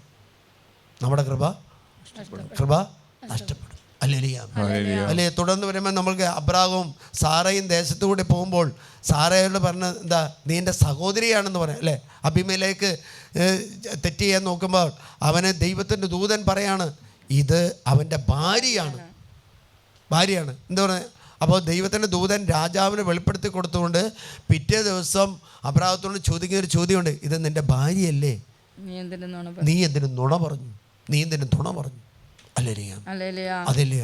എന്നിട്ട് പറഞ്ഞു, ഈ പാപ ഈ ദേശത്തെ വരാതിരിക്കാൻ വേണ്ടി നീ എത്രയും വേഗം നിൻ്റെ ഭാര്യയും കൊണ്ട് ഈ ദേശം വിട്ടു പോകും. അപ്പോൾ പഴയ കാലത്തുള്ള അതേ പാപങ്ങൾ പുതിയ രീതിയിൽ പുതിയ ചിന്തയിൽ ഈ കാലഘട്ടത്തിൽ നമ്മുടെ കുട്ടികളിലേക്ക് കൊടുത്തുതരാം. ഞാനിത് പറയുന്നതിൻ്റെ കാരണം, കഴിഞ്ഞ ദിവസം ഒരു കുടുംബം എന്നെ വിളിച്ച് പ്രാർത്ഥിക്കാൻ വേണ്ടി വിളിച്ചു. അവർ പറയാം നമുക്ക് പറയാൻ പറ്റാത്തവരാ. അതുകൊണ്ട് അവർ അത് വോയിസ് മെസ്സേജ് ആയിട്ട് വിട്ടിരിക്കുക. കൊച്ചു കുട്ടികൾ ചെയ്യുന്ന പാപം, കൊച്ചു കുട്ടികൾ ഈ പാപത്തിന് അടിമയാണ്. ഒരു സ്ഥലത്ത് ഒരു ആശ്രമത്തിൽ കുറേ കുട്ടികളെ പഠിപ്പിക്കാൻ കൊണ്ടുവന്നാക്കി. ആ കുട്ടികളെ ഒരു സ്കൂളിൽ പറഞ്ഞു വിട്ടു. അവിടെ ചെന്ന് കഴിഞ്ഞാൽ കുട്ടികൾ ഉച്ച സമയത്ത് ഇൻ്റർവെൽ സമയത്തുകളെല്ലാം ഇവർ കളിക്കാൻ പോകും. അപ്പോൾ ടീച്ചർമാരൊക്കെ കാണാണ്. അവർ പറയുന്നത് ഒജാപ്പോട് കളിക്കുക, ബിജാപ്പോട് എന്നാണ് അതിൻ്റെത്. ബിജാപ്പോട് കളിക്കുകയാണ്. അപ്പോൾ ടീച്ചർമാർക്ക് ഒരു ശല്യം ഇല്ലാതിരിക്കുന്നത് എങ്ങനെയാണെന്ന് വെച്ചാൽ, ഈ കുട്ടികൾക്ക് ഇഷ്ടപ്പെട്ട വസ്തുക്കൾ കഴിച്ചാൽ പിന്നെ ഒരു ശല്യവും ഉണ്ടാവില്ല. അതുകൊണ്ട് പറഞ്ഞു, ടീച്ചർമാർ പറഞ്ഞു, പ്രശ്നമില്ലല്ലോ, അടിയും പിടിയില്ല, കുത്തുമില്ല, ഒന്നുമില്ല, കളിച്ചോളാൻ പറഞ്ഞു. പിള്ളേരോട് കളിച്ചോളാൻ പറഞ്ഞു. അതിനെല്ലാം സപ്പോർട്ടും ചെയ്തു. ഈ കുട്ടികൾ ഈ ആശ്രമത്തിലേക്ക് തിരിച്ചു വന്നപ്പോൾ സന്യസ്തരം നടത്തുന്ന ആശ്രമമാണ്. ജപമാല ചൊല്ലാൻ തുടങ്ങുമ്പോൾ കൊച്ചുങ്ങൾ വീഴുന്നു. ജപമാലയ്ക്ക് ശക്തിയുണ്ടോ? ജപമാല ചൊല്ലാൻ തുടങ്ങുമ്പോൾ കുട്ടികൾ തല കറങ്ങി വീഴുന്നു, അല്ലെങ്കിൽ അവർ ഒച്ചയെടുക്കുന്നു. ജപമാല ചൊല്ലാൻ സമ്മതിക്കില്ല. നമ്മുടെ വീട്ടിലെ പിള്ളേരും ഇപ്പോൾ ഏകദേശം ഈ രീതിയിൽ തന്നെ ജപമാല ചൊല്ലാൻ സമ്മതിക്കില്ല. കാരണം അതാണ്. അപ്പോൾ അവർ കുട്ടികളെ ഓരോ 10 കുട്ടികളായിട്ട് ഇവിടെ കൊണ്ടുവന്നു.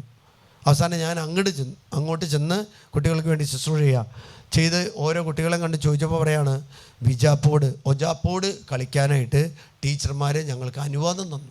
കാരണം ഞങ്ങൾ ഒരു ശല്യം ഉണ്ടാകുന്നത്. മറ്റെന്ത് കളി നടത്തിയാലും ഞങ്ങൾ തല്ലിയിട്ട് ചെല്ലുമ്പോൾ ടീച്ചർമാർക്ക് കേസ് തീർക്കാൻ സമയമില്ല. ഇത് കളിക്കാൻ തുടങ്ങിയ സമയമില്ല. 1962, 63 കാലഘട്ടത്തിൽ കേരളത്തിലെ കുട്ടികളെ ബാധിച്ച ഒരു പാപമാണ് ഈ പാപം. കാരണം ആ കാലഘട്ടത്തിൽ ഇത് നമ്മുടെ കുട്ടികൾ കടന്നു വന്നപ്പോൾ നമ്മൾ മാത്യു ഇല്ലത്തുപറമ്പിൽ അച്ഛനോട് പറഞ്ഞു ഇതിനെക്കുറിച്ച്. അപ്പം അച്ഛൻ റിസർവ് ചെയ്ത് പഠിച്ചതാണ്. ഈ 62, 63 കാലഘട്ടത്തിൽ കുട്ടികളിൽ വന്നൊരു ഇതാണ് വിജാപ്പോട് കളിക്കുക, ഒജാപ്പോട് കളിക്കുക. അപ്പോൾ എന്താ അത് പൊടി തട്ടി നീക്കി ഒരു 10 വർഷം മുമ്പ് വീണ്ടും കുട്ടികളിലേക്ക് കടന്നു വന്നു. ഞാൻ കുട്ടികൾക്ക് വേണ്ടി പ്രാർത്ഥിച്ചു. അവരോട് പറഞ്ഞു ജപമാല കൂടുതൽ ചൊല്ലാൻ പറഞ്ഞു. ജപമാല ചൊല്ലി. ഒരു കുട്ടിയും ജപമാല വീഴില്ല. ജെറമിയ പ്രവാചകന്റെ പുസ്തകം 15:17 പറയാണ്, ഉല്ലാസ ജീവിതം നയിക്കുന്നവരോട് ഞാൻ സഹവസിക്കുകയോ അവരോടൊത്ത് സന്തോഷിക്കുകയോ ചെയ്തില്ല. കാരണം അങ്ങയുടെ കരം എൻ്റെ മേലുണ്ടായിരുന്നത് കൊണ്ട്. അപ്പോൾ ഒരു ദേശത്ത് ഇപ്പം നമുക്കറിയാം എന്താ ഈ കോളനികളിൽ താമസിക്കുക അല്ലേ, ഓരോ കോളനി അസോസിയേഷൻ, കോളനി അങ്ങനെ മീറ്റിങ്ങുകളുണ്ട് അല്ലേ. എല്ലാത്തിനും ഇടവകയിലുണ്ടാകുന്ന കുടുംബ യൂണിറ്റുകാർ പോലും ചില സ്ഥലങ്ങളിൽ യൂണിറ്റിൻ്റെ ഉല്ലാസ യാത്ര പോകുന്നത് ശനിയാഴ്ച രാത്രി പോയി തിങ്കളാഴ്ച രാവിലെ വരുന്നത്. ഇടവകയിലെ കുടുംബ യൂണിറ്റാണ്. കുടുംബ യൂണിറ്റിൻ്റെ ഏറ്റവും പ്രധാനം എന്താണ്? ഞായറാഴ്ച കർത്താവിൻ്റെ ആചരണമാണ്. ഒരു കുടുംബം ഇവിടെ കാണാൻ വന്നു. കുടുംബ യൂണിറ്റിന് പ്രസിഡൻ്റാണ്. നല്ലൊരു ഇടവകയിലാണ്. ഒരു ഫൊറോന പള്ളിയിലെ കുടുംബ യൂണിറ്റാണ്. അപ്പോൾ നമ്മൾ അവർക്ക് വേണ്ടി പ്രാർത്ഥിക്കുമ്പോൾ കർത്താവിന് ദിവസം ബഹുമാനിച്ചില്ല, ആദരിച്ചില്ല എന്ന് ഇവരോട് ചോദിച്ചു. ചേച്ചിയോടും ചേട്ടനോടും മക്കളോടും ചോദിച്ചു വരുമ്പോൾ ഉല്ലാസത ഇടവക വികാരിനെ അറിയിക്കാതെ കുടുംബ സമ്മേളനത്തിൻ്റെ ഒരു ഉല്ലാസ യാത്ര പോയത് ശനിയാഴ്ച പോയി. ഞാൻ ചോദിച്ചു എന്തുകൊണ്ട് ചെയ്തു എന്ന് ചോദിച്ചു. എന്താണെന്നറിയോ? കാരണം ഞായറാഴ്ച അവധിയാണ്. ശനിയാഴ്ച സ്കൂള് കഴിഞ്ഞ കുട്ടികൾ വന്നു കഴിഞ്ഞപ്പോൾ അവർ പോയി. സ്കൂളിന് മുടക്കമുണ്ടായില്ല. സ്കൂളിൽ ലീവ് എടുക്കാൻ നമുക്ക് താല്പര്യമില്ല. സ്കൂൾ മുടക്കാൻ താല്പര്യമില്ല. പഠനമാണ് ഏറ്റവും നമ്മുടെ ലക്ഷ്യം.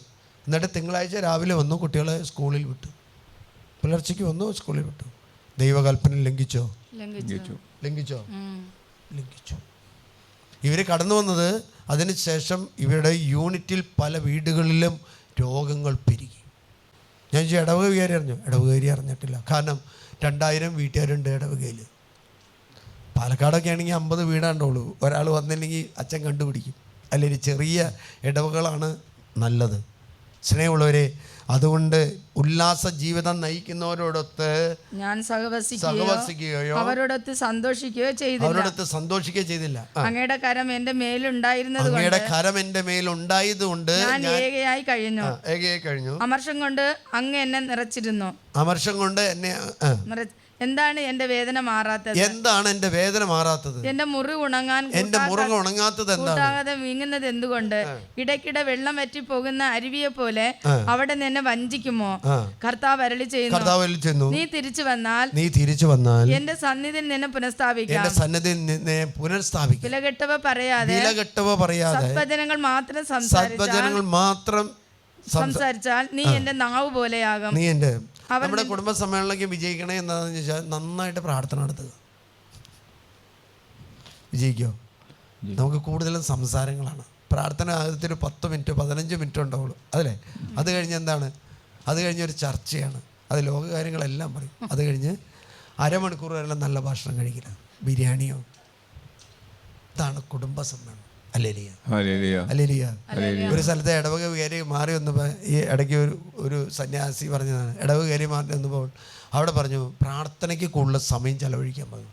ജപമാല തുടങ്ങി, ബൈബിൾ വായിക്കാൻ തുടങ്ങി, ബൈബിൾ വ്യാഖ്യാനം തുടങ്ങി, അത് കഴിഞ്ഞ് മധ്യസ്ഥ പ്രാർത്ഥന തുടങ്ങി. ആളുകൾ കുറയില്ലേ? കുറയും. വിലകെട്ടവ സംസാരിക്കാതെ സദ്വചനങ്ങൾ ഉച്ചരിച്ചാൽ നീ എൻ്റെ നാവ് പോലെയാവും. എന്തുകൊണ്ടാണ് ജെറമ്യ പ്രവാചകൻ അടി കിട്ടിയെന്നറിയാമോ? എന്തുകൊണ്ടാണ് ജെറമ്യ പ്രവാചകൻ പൊട്ടക്കിണറിലേക്ക് വലിച്ചെറിഞ്ഞെന്നറിയാമോ? ദൈവസ്വരം പ്രസംഗിച്ചു. ദൈവസ്വരം പറയുന്നു. ദൈവം എന്ത് പറയുന്നു അത് പറയാൻ തുടങ്ങി. അത് ലേഖനത്തിൽ നമ്മൾ വായിക്കുന്നുണ്ട്. ഇഷ്ടപ്പെട്ട പ്രബോധകരെ വിളിച്ചു കൂട്ടുകയും അവസാന കാലത്തുണ്ടാകും നമ്മുടെ ഇഷ്ടത്തിനനുസരിച്ച് വചനപ്രഘോഷനെ വിളിച്ചു കൂട്ടുക, അത് കേൾക്കുക. അതല്ല, ദൈവം പറയുന്നത് കേൾക്കണം. ദൈവം ഇതെന്താ 15:4 ഒന്ന് വായിക്കും. കർത്താവ് പറയാണ്, ആ ദേശത്തേക്ക് ഞാൻ 4 ജീവികളെ അയക്കും. 4 ജീവികളെ പ്രകാരം പറയാണ് കർത്താവ് അരുൾ ചെയ്യുന്നു, 4 ജനം വിനാശകരെ ഞാൻ അവിടത്തേക്ക് അയക്കും. വധിക്കാൻ വാൾ, പിച്ച് ചെയ്ത നായ്ക്കൾ. ഇഷ്ടംപോലെ നായ്ക്കളില്ല. കഴിഞ്ഞ നാളുകളിൽ ഏത് റൂട്ടിൽ നോക്കിയാലും നായ്ക്കളുണ്ടായിരുന്നു. നായ്ക്കൾ വെറുതെ വരുന്നതല്ല, അല്ലേലിയ, നമ്മൾ ചെയ്യുന്ന തിന്മ മൂലം കയറി വരുന്നതാണ്. അല്ലേലിയ, അല്ലേലിയ. നമ്മൾ തിന്മ ചെയ്യുന്ന നോക്ക്, പാമ്പിനെ ആരാധിക്കുന്നുണ്ട്, പാമ്പ് കയറി വരും. നാളെ നോക്കാൻ നടക്കും, പാമ്പ് കയറി വരും. കാരണം എന്താ? അവരുടെ ദേവന. അല്ലേലിയ. നമ്മൾ പറയും കൊച്ച് ജനിച്ചതല്ലേ, നാളെ നോക്കി എഴുതി വെക്കുക. അല്ലേലിയ. ഒരിക്കലും പാടില്ല. എവിടെ കിടക്കുന്നത്? 2 രാജാക്കന്മാരുടെ പുസ്തകം 21:6. ഞാൻ കാരണം അത് കണ്ടുപിടിക്കാൻ കാരണം, തിരുവനന്തപുരത്ത് മെഡിക്കൽ കോളേജിൽ പഠിക്കുന്ന ഒരു പെൺകുട്ടിക്ക് 25 വയസ്സായ പെൺകുട്ടിയുടെ ഗർഭപാത്രം എടുത്ത് മാറ്റണം, യൂട്രസ് എടുത്ത് മാറ്റണം. ഡോക്ടർമാർ പറഞ്ഞു, നിൻ്റെ ജീവിതം നഷ്ടപ്പെടാണ്, ഇതൊരു രോഗമാണെന്ന് ഞങ്ങൾക്ക് തോന്നുന്നില്ല, നീ ഏതെങ്കിലും ഒരു പ്രാർത്ഥനാലയത്തിൽ പോയി വൈദികൻ്റെ ആശീർവാദം സ്വീകരിക്കുക. ഡോക്ടർമാർ വിധി എഴുതി. കാരണം നീ ഡോക്ടറേറ്റ് പഠിക്കുന്നതിൻ്റെ അവസാന വർഷത്തിലാണ്, ഞങ്ങൾ യൂട്രസ് മാറ്റിയാൽ നിനക്ക് പിന്നെ ജീവിക്കാൻ പറ്റില്ല. ആ പെൺകുട്ടി കോട്ടയംകാരിയാണ്, മാന്നാനംകാരിയാണ്. ഫോണിൽ വിളിച്ചു. ഞാൻ അവളോട് ചോദിച്ചു കഴിഞ്ഞപ്പോൾ അവൾ പറഞ്ഞു, അച്ഛൻ പറയുന്നതൊക്കെ ശരിയാണ്, പക്ഷേ എനിക്ക് വചനം തരണം. വചനം തരാതെ സമ്മതിക്കില്ല. അല്ലെങ്കിൽ എനിക്കന്ന് അറിയില്ലായിരുന്നു. ഞാൻ പോയിരുന്ന് പ്രാർത്ഥിച്ചു. ഞാൻ ആത്മീയ പോടാത്തര പ്രാർത്ഥനയ്ക്കും പറഞ്ഞു. അവൾ പറഞ്ഞു, അതല്ല, വചനം പറയുക. ആ വചനം കൊടുത്തു. 21:6. തന്റെ പുത്രനെ ബലിയർപ്പിക്കുകയും ഭാവിഫലം പ്രവചനം സകുനം. അതിനുശേഷം നമ്മൾ കാണുന്നത് യോഹന്നാന്റെ സുവിശേഷത്തിൽ 4:23. വീണ്ടും നമ്മൾ അപ്പസ്തോല പ്രവർത്തനം 16:14. ഏറ്റവും കൂടുതൽ ഈശോ ബന്ധിച്ചിട്ടുള്ളത് ഭാവി ഫലത്തിന്റെ പ്രവചനത്തെയാണ്, അല്ലേ? പ്രവചനമല്ല, ഭാവി ഫലം പറയുന്നതിന്. അതുകൊണ്ട് ആ ദേശത്തേക്ക് ഞാൻ 4 ജീവികൾ അയക്കും. അതിൽ ഏറ്റവും വലിയതാണ് വാള് മൂലം കൊല്ലുക. രണ്ടാമത് പറയാണ്, പിച്ച് ചീന്താൻ നായ്ക്കളെ അയക്കും, ഹിംസ്ര ജന്തുക്കളെ അയക്കും. തിരുവനന്തപുരത്ത് ഇപ്പോൾ പേടിക്കും. തിരുവനന്തപുരം കൊച്ചി ഭാഗങ്ങളിൽ പേടിക്കുന്ന എന്താ? ഡെങ്കിപ്പനി. അല്ലേ? ഒന്ന് മാറി ഈ ലോക്ക്ഡൗണിൻ്റെയും ഈ വെള്ളപ്പൊക്കത്തിന് ശേഷം നമ്മൾ ഒന്ന് മാറി നമ്മൾ ഓരോ അസുഖങ്ങളും അലട്ടുന്നുണ്ടോ? അലട്ടിക്കൊണ്ടിരിക്കുക. അല്ലേ? അതുകൊണ്ട് എനിക്ക് 6-ാമത്തെ അധ്യായം ജെറമ്യാ പ്രവാചകന്റെ പുസ്തകം 6-ാമത്തെ അധ്യായത്തിൽ പറയുന്നുണ്ട്, കിണറ്റിൽ പുതുവെള്ളം നിറയുന്നത് പോലെ ജെറുസലേമിൽ പുതിയ അകൃത്യങ്ങൾ നിറഞ്ഞുകൊണ്ടിരിക്കുക. ഇന്ന് കേരളത്തിൽ പുതിയ അകൃത്യങ്ങൾ നിറഞ്ഞുകൊണ്ട് ഈ കാലഘട്ടത്തിൽ ഏറ്റവും വലിയ പാപം സുഖിക്കണം എന്നുള്ള. ആരുടെ ഭാര്യയായാലും ആരുടെ ഭർത്താവായാലും സുഖിക്കണം. പാപം ചെയ്യുന്ന. അല്ലേലിയ. അതുകൊണ്ട് ശരീരത്തിൻ്റെ വിശുദ്ധി നിങ്ങളുടെ ശരീരത്തിൻ്റെ വിശുദ്ധി നഷ്ടപ്പെടുത്താതെ നിങ്ങൾ പ്രാർത്ഥിച്ചാൽ ഒരു ദേശം നിങ്ങളുടെ കയ്യിൽ തരും കർത്താവ്.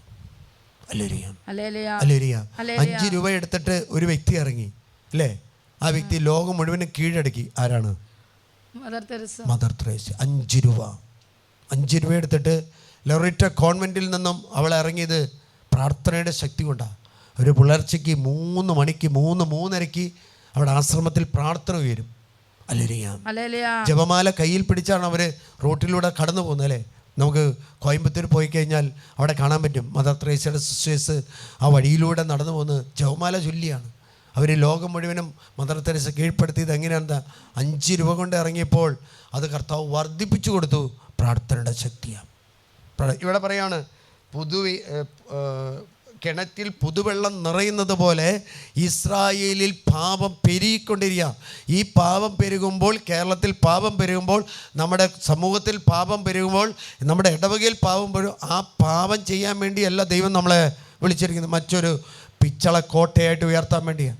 അല്ലേ? ആലപ്പുഴ ഭാഗത്ത് പേടി സ്വപ്നമായിരുന്നൊരു മനുഷ്യനുണ്ട്. ആരാണെന്നറിയാമോ? ഇറച്ചി ആൽബിൻ. അവനിന്ന് വിശുദ്ധിയുടെ മനുഷ്യനായിട്ട് മാറി. കാരണം എന്താ? ആ ദേശം അവന് വേണ്ടി ഇരുന്ന് പ്രാർത്ഥിച്ചു.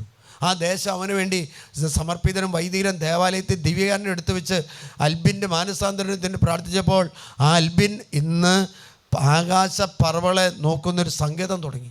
അല്ലെങ്കിൽ കേരളത്തിലെ വചനപ്രഘോഷകർ നിങ്ങൾ നോക്ക്, ക്യാൻസർ ബാധിച്ച് കിടന്ന ഒരു വൈദികനെ ഒരു സമൂഹം എടുത്തുകൊണ്ടുപോയി പ്രാർത്ഥിച്ചു.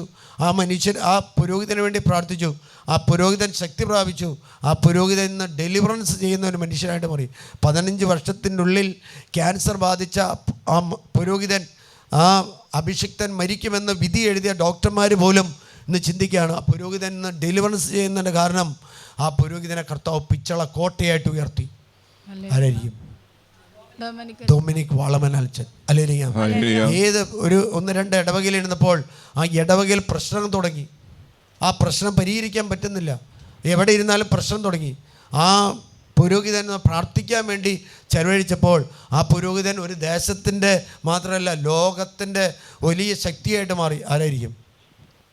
നിങ്ങൾക്കറിയില്ലല്ലേ. കാരണം ഇടവകയിലിരുന്നപ്പോൾ ആ ഇടവകയിലുണ്ടായ പ്രശ്നത്തിൻ്റെ പേരിൽ പ്രാർത്ഥിക്കാൻ തുടങ്ങിയപ്പോഴാണ് സേവ്യർ വട്ടായിലച്ചൻ ലോകം മുഴുവൻ അറിയപ്പെടുന്ന ഒരു വചന പ്രഘോഷകനായിട്ട് മാറി. ദൈവം ഉയർത്തി. നമ്മുടെ ജീവിതത്തിൽ പ്രശ്നം കൊണ്ടുവരുന്നത് നമ്മൾ തളരാൻ വേണ്ടിയില്ല. ക്യാൻസർ ബാധിച്ച് കിടക്കുമ്പോൾ എനിക്ക് വ്യക്തിപരമായിട്ട് അറിയാവുന്ന അച്ഛനാണ് വാളമനാലച്ചൻ. സെമിനാരി ജീവിതത്തിൽ ഒരിക്കലും അധികം സംസാരിക്കാത്ത മനുഷ്യനാണ്. എപ്പോഴും വചനം എഴുതിയ പേപ്പർ കയ്യിലുണ്ടാവും. ഞങ്ങൾ ഊട്ടുമുറിയിലേക്ക് പോകുമ്പോഴായാലും പള്ളിയിലേക്ക് ഊട്ടുമുറിയിലേക്ക് ഒരു 5 മിനിറ്റെങ്കിലും വഴി, അതിൻ്റെ 5 മിനിറ്റ് കൂടുതലുണ്ട്. ആ പോകുന്ന സമയത്ത് ഞങ്ങൾ വർത്തമാനം പറയുകയാണെങ്കിലും ഈ പുരോഹിതൻ വചനം എഴുതി വചനം പഠിച്ചുകൊണ്ട് വചനം മനഃപ്പാടമാക്കിയായിരുന്നു. പക്ഷേ ക്യാൻസർ ബാധിച്ച ഒരു ഇടവയിലിരിക്കുമ്പോൾ ആരും നോക്കാനില്ലാതെ എന്ന് പറഞ്ഞ് ക്യാൻസർ വന്ന മരണത്തിന് ഇരിക്കുമ്പോൾ ഒരു കുടുംബ അച്ഛനെ കൊണ്ട് പ്രാർത്ഥിക്കുമ്പോൾ ആ രോഗത്തിൻ്റെ മേൽ ദൈവം ഇടപെട്ടു. ആ ദേശത്ത് അച്ഛനെ കർത്താവ് ഉയർത്തിയത് ഒരു ദേശത്തിന് വേണ്ടി മാത്രമല്ല, ലോകം മുഴുവനും വേണ്ടിയാണ്. തിരുവനന്തപുരത്ത് ഒരു ഇടവകയിലിരിക്കുമ്പോൾ ഇടവക പ്രശ്നത്തിൻ്റെ മേൽ ഒരു വൈദികനെ കാണാൻ പോയ ഒരു അച്ഛനാണ്. ഇന്ന് വലിയൊരു ധ്യാനകേന്ദ്രം അവിടെ തുടങ്ങി. ഒരു അമ്മയുടെ ഈ മാസത്തിലുള്ള മാതാവിൻ്റെ ഒരു ധ്യാനകേന്ദ്രം തുടങ്ങി. ആരായിരിക്കും? ദാനിയേൽ അച്ഛൻ. ദാനിയേൽ പോയി ആ ഇടവകയിലുണ്ട്. ആഭിചാര പ്രവൃത്തി ചെയ്യുന്ന ഒരു ഇടവകയിലിരുന്നപ്പോൾ അച്ഛന് പ്രശ്നങ്ങൾ കടന്നു വന്നു. ആ പ്രശ്നങ്ങൾ അച്ഛൻ പരിഹാരം ചെയ്യാൻ വേണ്ടി പോട്ടയിൽ ചെന്ന് പ്രാർത്ഥിച്ചപ്പോൾ അച്ഛന് കൊടുത്ത സന്ദേശം 110-ാം സങ്കീർത്തനം 3-ാമത്തെ തിരുവചനമായിരുന്നു. ഞാൻ നിൻ്റെ ശത്രുക്കളെ പാദപീഠമാക്കോളം നീ എൻ്റെ വലത് ഭാഗത്തിരിക്കുക. വലത് ഭാഗത്തിരിക്കുക. ഞാൻ 1-2 ഇടവകയിലിരിക്കുമ്പോൾ ആ ഇടവകയിൽ വലിയ പ്രശ്നങ്ങൾ കടന്നു വന്നപ്പോൾ ആ പ്രശ്നങ്ങൾ വന്ന് ഞാൻ ഇടവക മാറാൻ നോക്കി. ഒരിടവകയിൽ ഞാനിരിക്കുമ്പോൾ അവിടുത്തെ ചില പ്രശ്നങ്ങളുടെ പേരിൽ നമ്മൾ സത്യസന്ധമായിട്ട് ജീവിച്ചപ്പോൾ ഗ്യാസ് പോലും തുറന്നിട്ടു. അപ്പോൾ എനിക്ക് മനസ്സിലായി കർത്താവ് വേറെ ഏതൊരു പദ്ധതിയിലേക്കാണ് എന്നെ ഉയർത്തുന്നത്. ഞാൻ ലീവ് എടുത്ത് പ്രാർത്ഥിക്കാൻ തുടങ്ങിയപ്പോൾ കർത്താവിൻ്റെ ആത്മാവ് നിറഞ്ഞപ്പോൾ ആ രോഗത്തിൽ നിന്ന് കർത്താവ് മോചനം നൽകി. കർത്താവ് നമ്മുടെ ജീവിതത്തിൽ, നിങ്ങളുടെ ജീവിതത്തിൽ പ്രശ്നങ്ങൾ കൊണ്ടുവരുന്നത് നിങ്ങളെ നശിപ്പിക്കാനല്ല, നിങ്ങളെ പണിതുയർത്താനാണ്, നിങ്ങളെ നട്ടു വളർത്താനാണ്. അതിനു മുമ്പ് ഒരു വചനമുണ്ട്, ഇപ്രകാരമാണ്: ഞാൻ അവരെ വിശുദ്ധീകരിക്കാൻ വേണ്ടിയാണ് ഞാനിത് ചെയ്യുന്നത്. അതുകൊണ്ട് സ്നേഹമുള്ളവരെ, നിങ്ങൾ തളരരുത്. ഈ തോമസ് ലീയെ പോലെയും ഈ ഫ്രാൻസിസ് സേവ്യറിനെ പോലെയും ഈ ജോൺ ബ്രിട്ടോനെ പോലെയും ചാവറ കുര്യാക്കോസ് അച്ഛനെ പോലെയും അല്ലെങ്കിൽ ഏലിയാസ് അച്ഛനെ പോലെ, ഞങ്ങളുടെ സക്രിയാസ് ഏലിയാസ് അച്ഛനെ പോലെയും ആകാൻ നമുക്കെന്താ പറ്റാത്തതിൻ്റെ കാരണം എന്താ? നമുക്ക് ശരീരത്തിൻ്റെ സുഖം നമ്മൾ ആഗ്രഹം. അതുകൊണ്ട് തിമോത്തിയോസിനെ എഴുതിയ ലേഖനത്തിൽ 5:6 ഇപ്രകാരം പറയാണ്: സുഖാനുഭവങ്ങൾ മുഴുകിയിരിക്കുന്ന മനസ്സ് ജീവിച്ചിരിക്കുമ്പോൾ തന്നെ മരിച്ചു കഴിഞ്ഞു. സുഖാനുഭവങ്ങളിൽ മുഴുകിയിരിക്കുന്ന മനസ്സ് ജീവിച്ചിരിക്കുമ്പോൾ തന്നെ മരിച്ചു കഴിഞ്ഞു. അവർ കുറ്റമറ്റവരായിരിക്കാൻ വേണ്ടി ഇതെല്ലാം അവരെ ഉത്ബോധിക്കുക. നമ്മൾ ഓരോരുത്തരും കുറ്റമറ്റതായിരിക്കണം. അപ്പൊ സുഖാനുഭവങ്ങളിൽ ജീവിക്കാൻ വേണ്ടിയല്ല നമുക്ക് ജോലി തന്നിരിക്കുന്നത്, അല്ലേ? ഇന്ന് സാമ്പത്തികമായിട്ട് ഒരു കുടുംബത്തിനും ദാരിദ്ര്യമില്ല, ഉണ്ടോ? ഭവനമില്ലാത്ത അവസ്ഥയില്ല, അല്ലേ? ജോലി ഇഷ്ടം പോലെ, മക്കൾക്ക് ജോലിയുണ്ട്, ഇഷ്ടം പോലെ ശമ്പളം കിട്ടുന്നുണ്ട്. ആ ശമ്പളം കിട്ടുന്നത് കൊണ്ടാണ് വിഷയം. വീട്ടിൽ എന്താ, പിള്ളേരെ തൃപ്തിപ്പെടുത്താൻ, ഭാര്യ ഭർത്താക്കന്മാരെ തൃപ്തിപ്പെടുത്താൻ ഓരോ കാര്യങ്ങൾ നമ്മൾ ചെയ്യാണ്. അതൊരു പക്ഷെ പാപമായിരിക്കും. വീണ്ടും തിമോത്തിയോസിന് എഴുതിയ ലേഖനത്തിൽ 2-ാമത്തെ ലേഖനത്തിൽ 3-ാമത്തെ അധ്യായത്തിൽ 4-ാമത്തെ തിരുവചനത്തിൽ പറയാം: വഞ്ചകരും എടുത്തുചാട്ടക്കാരും അകന്തയുള്ളവരും ദൈവത്തെ സ്നേഹിക്കുന്നതിന് പകരം നമുക്ക് ആരോഗ്യം തന്ന്, ദൈവം നമുക്ക് കുടുംബത്തിൽ മക്കൾ തന്ന്, ആയുസ് തന്ന്, ഭവനം തന്ന്, എല്ലാ വസ്തുക്കളും ചെയ്യുമ്പോൾ ദൈവം നമുക്ക് ഒരു അന്യനായിട്ട് മാറും. എന്നിട്ട് എന്താ പറയുന്നത്? ദൈവത്തെ സ്നേഹിക്കുന്നതിന് പകരം സുഖഭോഗങ്ങളിൽ ആസക്തിയുള്ളവരുമായിരിക്കും. ആസക്തിയുള്ള അവർ ഭക്തിയുടെ ഭാഗ്യരൂപം നിലനിർത്തിക്കൊണ്ട് അതിന്റെ ചൈതന്യത്തിനെതിരെ നിഷേധിക്കും. അവരിൽ നിന്ന് അകന്നു നിൽക്കും. അവരിൽ ചിലർ വീടുകളിൽ നുഴഞ്ഞു കയറി. അവർ ചില വീടുകളിൽ നുഴഞ്ഞു കയറി. പാപം ചെയ്തവര് ഒരു ഇടവകയിലുണ്ടായ സംഭവമാണ്. അവിടെ ഒരു ഇടവക വികാരി കടന്നു വന്നു, നല്ല വൈദികൻ. ഞാനിരിക്കുന്ന ഇടവകയുടെ തൊട്ടടുത്ത. അവർ ഈ കുടുംബ സമ്മേളനം കഴിഞ്ഞാൽ അവർക്ക് സെപ്പറേറ്റ് ആയിട്ട് ചേട്ടന്മാർക്ക് ഒരു സമ്മേളനമുണ്ട്. അച്ഛനെ ക്ഷണിച്ചു. അച്ഛനെ ക്ഷണിച്ചിട്ട് പറഞ്ഞു, അച്ഛൻ ഈ സമ്മേളനത്തിൽ ഇരിക്കണം എന്ന് പറഞ്ഞു. അവർ ചില ഗ്ലാസും വലിയ പാത്രമൊക്കെയും കൊണ്ടുവന്നു. അച്ഛൻ ഇറങ്ങിപ്പോയി. ആ മീറ്റിങ്ങിൽ നിന്ന് ഇറങ്ങിപ്പോയി. അച്ഛൻ പറഞ്ഞു, ഇത് കുടുംബ സമ്മേളനത്തിന് വിരുദ്ധമാണ്. പത്രോസിലേക്ക് ഇത് ചെയ്തിട്ടില്ല, പൗലോസിലേക്ക് ഇത് ചെയ്തിട്ടില്ല. കാരണം സുഭോഗങ്ങളിൽ മുഴുകിയിരിക്കുന്ന മനസ്സ് ജീവിച്ചിരിക്കുമ്പോൾ തന്നെ മരിച്ചു. അല്ലേ? നമ്മുടെ ഇടവക തിരുനാൾ നടക്കുമ്പോൾ വീട്ടിലെന്തായിരിക്കും? വലിയ ആഘോഷമായിരിക്കും അല്ലേ? ആഘോഷത്തിൻ്റെ തിരി കൊളുത്തുന്നത് എന്താ വെച്ചാൽ, പള്ളിയിൽ എപ്പോൾ കൊടി കയറുന്നു അതിന് മുമ്പേ തന്നെ വീട്ടിൽ കൊടി കയറിക്കഴിഞ്ഞു. വിശുദ്ധൻ്റെ ജീവിതമല്ല ആഘോഷിക്കുന്നത്, ഇതൊരു ആർഭാടമായിട്ടാണ്.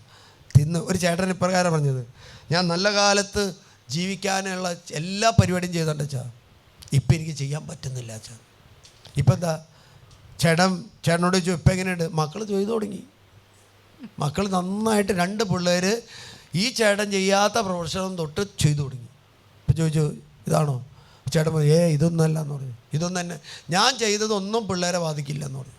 ചേച്ചീനെ പുറത്ത് നിർത്തിയിട്ട് ചേട്ടൻ ചെയ്ത ഓരോ കാര്യം എടുത്ത് ചോദിച്ചപ്പോൾ പറഞ്ഞു, ഇതൊക്കെയും പാവമാണോ അച്ഛാ എന്ന്. ഇതൊക്കെയും പാവമാണോ അച്ഛാ? ഒരു മലയിലാണ് ജീവിച്ചിരുന്നത്. അല്ലേരിയാ. കാരണം എന്താ? 59 യെശയ്യാ പ്രവചന 59:19 പറയാണ്, പടിഞ്ഞാറുള്ളവർ കർത്താവിന്റെ നാമത്തെയും കിഴക്ക് നിന്നുള്ളവർ അവിടുത്തെ മഹത്വത്തെയും ഭയപ്പെടും. കർത്താവിന്റെ കാറ്റിൽ തള്ളിയലച്ചു വരുന്ന പ്രവാഹം പോലെ അവിടുന്ന് വരും.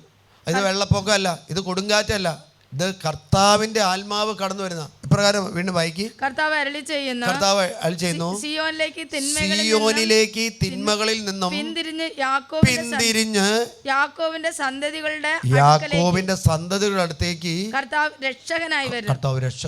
യാക്കോബിന്റെ സന്തതികളുടെ അടുത്തേക്ക്. അപ്പം നമ്മൾ വിശുദ്ധരാണെങ്കിൽ, പരിശുദ്ധരാണെങ്കിൽ, ദൈവ ചൈതന്യം നമ്മളിലുണ്ടെങ്കിൽ നമ്മുടെ മക്കളുടെ മേൽ ആര് കടന്നു വരുന്ന?